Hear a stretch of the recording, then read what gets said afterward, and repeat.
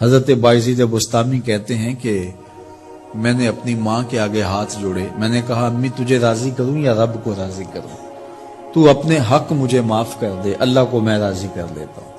ماں نے کہا جاؤ پتر میں اجازت دیتی ہوں۔ گئے جنگلوں میں ذکر و فکر میں لگے رہے، تنہائی میں اس کو یاد کرتے رہے، دن رات ذکر کے چراغ روشن رکھے۔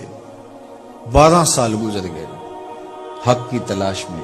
ایک دن واپس بستام کے قریب سے گزر رہے تھے، خیال آیا چلتے چلتے ماں کو سلام کر جاؤں۔ دروازے کو دستک دینے لگے تو اس خیال نے ہاتھ روک لیا کہ ساری زندگی ماں کو سکھ تو دیا کوئی نہیں، اب دکھ بھی کیوں دینے لگے ہو؟ رات کا ایک پہر بیت گیا ہے، سردیوں کی لمبی رات ہے، ماں بستر میں لیٹی ہوگی، تیرے لیے اٹھے گی، دروازہ کھولے گی۔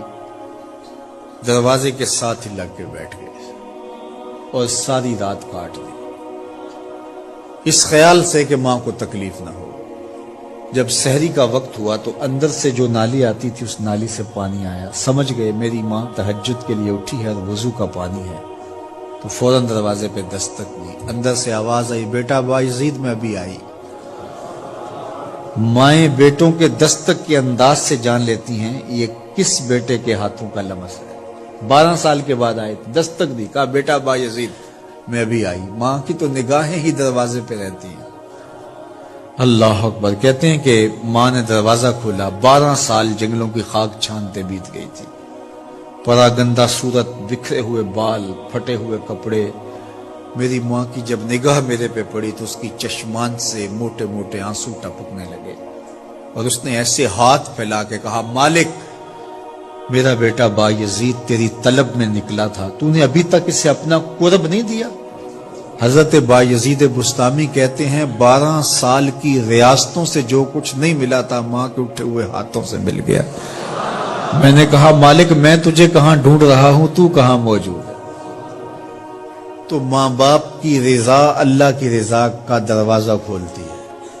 جن لوگوں کے ماں باپ ناراض ہیں اور وہ جا کے پیر صاحب کی خدمت کرتے ہیں اور میاں ماں کے قدم چومو، باپ کی ٹانگیں دباؤ، ان کی خدمت کرو، تمہارے پہلے مرشد وہ ہیں، ان کو راضی کرو، پھر کسی شیخ کامل کی صحبت میں آنا، دیکھو کیسے دل کی بند کھڑکیاں کھلتی ہیں۔ ایک مرشد تو ناراض کر آئے اور دوسرے مرشد سے تمہیں کیا ملے گا؟ تو راستہ یہیں سے کھلے گا۔ والدین کو کبھی ناراض نہ کرو، والدین کو کبھی دکھ نہ دو، والدین کو کبھی تکلیف نہ پہنچاؤ۔